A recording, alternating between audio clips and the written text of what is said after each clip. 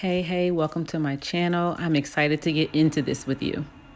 Stay tuned for my 5 tips to help with your yoga journey.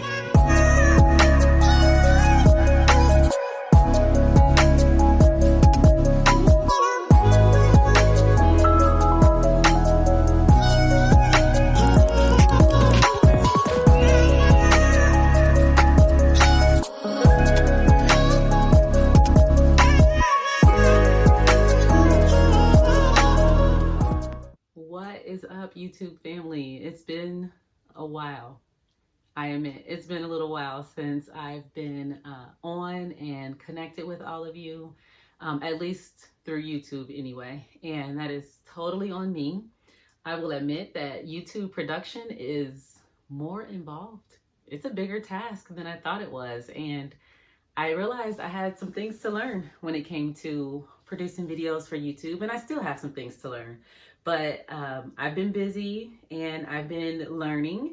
And if you have more tips about, tips and tricks to make YouTube production a little bit easier or to overcome some of the challenges like, using the right music and not getting into trouble with copyrights and stuff like that, please send them my way. I had all these ideas of how I was going to approach my yoga flows and some of my videos, and music was and is a big part of that. And so I've learned a lot so far, and I learned that I still have a lot to learn.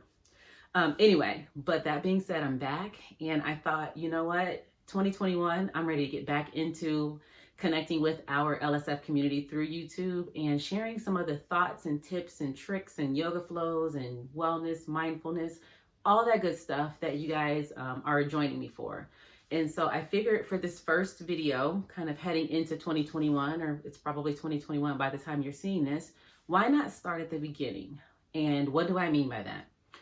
Why not start at the beginning of your yoga journey, or even just your approach to your yoga journey? So if you are new to yoga, it's been a while, or if you've never tried it but you're considering it, I have 5 tips. 5 things that I wish that I knew at the start of my yoga journey. And I hope that these tips are helpful for you. I hope they help make your journey just something that you can approach from a more informed or just a broader perspective point of view.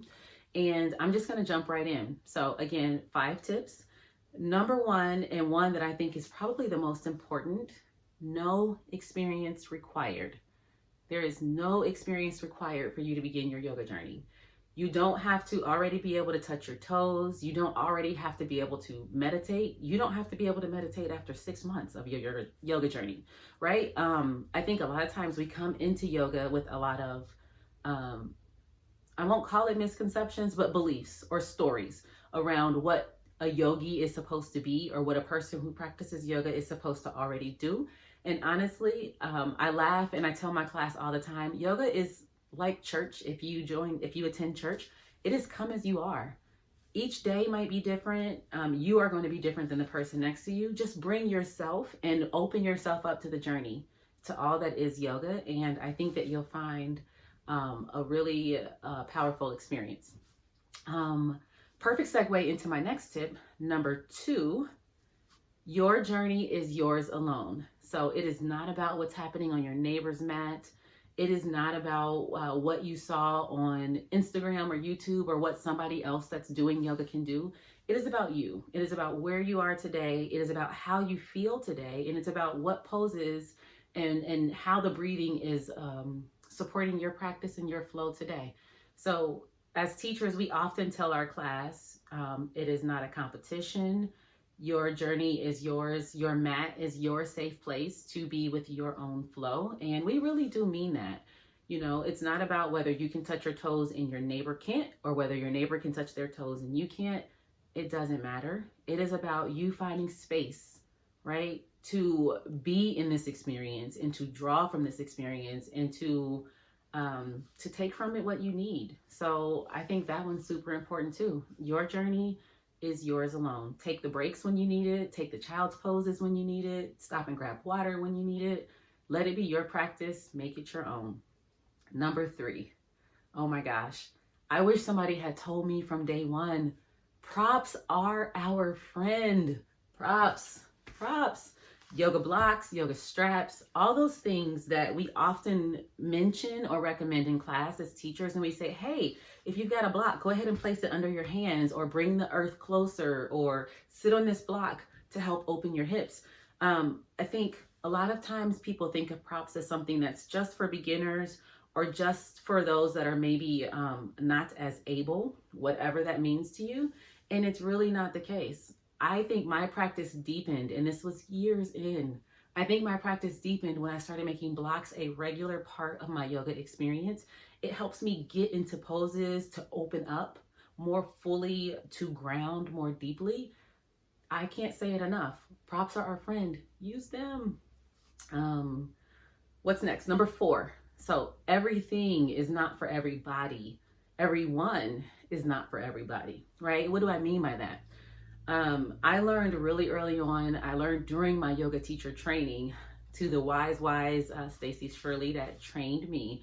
She said that you won't be everybody's yoga teacher, and that is okay. And I understood what she meant, but it became so real for me as a teacher. Her whole point there was that as a teacher, it's our job to teach from a place of authenticity, to show up and to be ourselves. And so I try to live that. I try to be an example of that.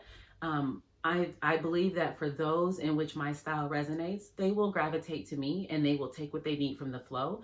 And to those of which my style doesn't, that's okay. There will be many teachers in which some you will jive with, some you will vibe with, and some won't be for you, or they won't be for you on that day, right? And so whether we're talking about trying different teacher voices, trying different yoga styles, there's so many out there, right? From Vinyasa flow to Ashtanga to Yin and restorative. There's so many styles of yoga. So if you've tried it once and it just didn't vibe, talk to someone who's familiar. Maybe ask them for some recommendations based on some of the things that you're looking for, and then try a new class, try a new teacher, try a new day. Maybe your body just wasn't feeling it that day.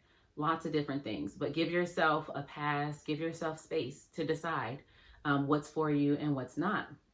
The next one, oh my gosh, I think every teacher will appreciate me for saying this. Number 5, to be early is to be on time. To be on time is to be late. I never really believed in this as much as I did becoming a yoga instructor. As a yoga instructor, you're juggling a lot of things before class. You're getting people checked in, you're preparing for your flow, you're making sure the room is set up, and we want you there, right? We want you in class. It's just when you're walking in at, 3:01 or 6:01, it's a little bit tricky to make sure that you can get started in, the space of being grounded and at ease, and also that the teacher can, and the rest of the community, right? As you're stepping over mats and trying to find your space. And it's nearly impossible to start from a place of groundedness when you've rushed into class, right? And so it's really good for you to allow yourself to come in and settle in, right? And settle down and get grounded. If you can arrive, 5-10 minutes early for class, give yourself that time that you need. And I think that you'll be pleasantly surprised at the outcome. So that's it. Those are my 5 tips. No experience required. Your journey is yours alone. Number 3, props are our friends. Number 4, everything and everyone is not for everybody. And number 5, to be on time. Nope. To be early is to be on time, and to be on time is to be late. That being said, I hope to see you either live or virtually. Reach out to me with any questions you have. Let me know. If you have other recommendations or other tips that you'd offer to folks that are joining the yoga experience new. And I look forward to seeing you all again next time. Thanks for watching. Appreciate you all. Thumbs to forehead center. Namaste.